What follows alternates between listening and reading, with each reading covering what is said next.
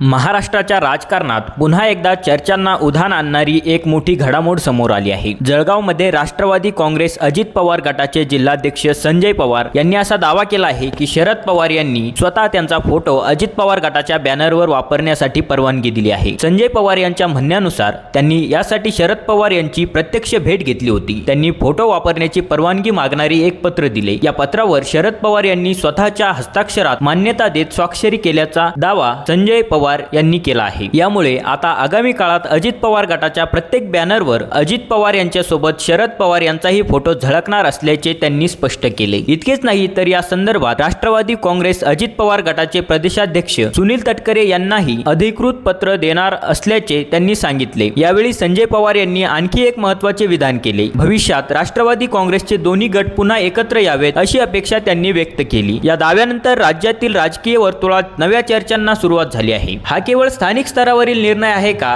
की भविष्यातील मोठ्या राजकीय घडामोडींचा संकेत आहे याकडे सर्वांचे लक्ष लागले आहे। मात्र या दाव्याबाबत शरद पवार किंवा दोन्ही पक्षांच्या वरिष्ठ नेतृत्वाकडून अधिकृत प्रतिक्रिया अद्याप समोर आलेली नाही। या घडामोडींकडे तुम्ही कसे पाहता? तुमचे मत कमेंटमध्ये नक्की कळवा आणि अशाच वेगवान आणि राजकीय बातम्यांसाठी आपल्या चॅनलला सबस्क्राइब करायला विसरू नका। धन्यवाद।